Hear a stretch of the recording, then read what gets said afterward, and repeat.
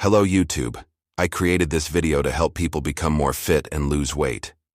Alright, now we are going to go over some basic things about your diet for this plan and what you need to know to get better results. I am going to try to keep it as simple as possible, basically. It is going to be all about calories in and calories out.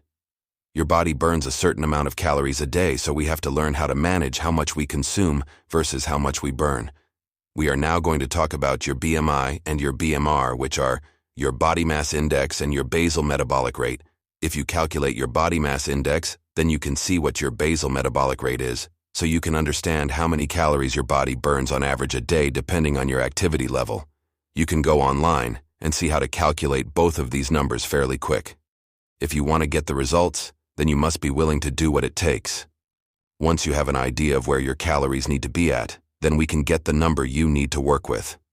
For example, if your maintenance calories for your BMR are at 1,800 to 2,000 calories a day, and you kept your calories at or around this number, then you wouldn't gain or lose any weight. If you want to lose weight and get leaner, you can cut your calories down by 500, so they would be at around 1,300 to 1,700 calories a day, and you will lose about 2 to 4 pounds a week. You can also make a big difference by meal prepping once a week. It can save time, make it a lot easier for you. Another good tip would be to remove all the junk food out of your kitchen and throw it away. The farther away it is, the less we are tempted by it. You may want to replace it with healthy snacks you can have that fit into your set number of calories for the day. There are many fruits and vegetables that taste great and will help fill you up. Those are some of the more important things I believe will help you with your diet. Now it's on to the workout plan. I would suggest you do 3 to 5 days of strength training every week. This means you lift weights and do a routine.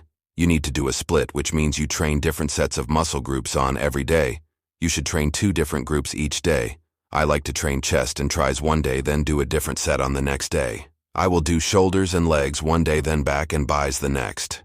When you know what 2 groups you want to train, you should make sure you do a couple different lifts that incorporate those muscles. You should look up which workouts are good for those specific muscle groups, then do a couple sets with those lifts. Make sure you try to lift moderately heavy weight so that you can only do about 6 to 8 reps for each set. You can also switch muscle groups to focus on your weaker areas. For instance, I am trying to bring up my chest and traps right now, so I've been training these muscle groups more. Some people like to refer to a split as push-pull training, but it is basically the same thing. You can also train that way if you want. Just try to keep your muscle groups training relatively divided. You need to let a trained group rest for a day or 2 before you train them again. Another great way of strength training is calisthenics or bodyweight training. I like to use this to strengthen my core and multiple muscle groups at one time. I also use burpees and kettlebell swings to help build a stronger core and gain more agility.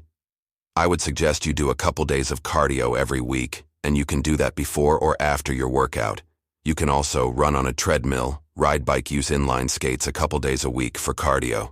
Changing up the way you do your cardio helps keep things a little more fun.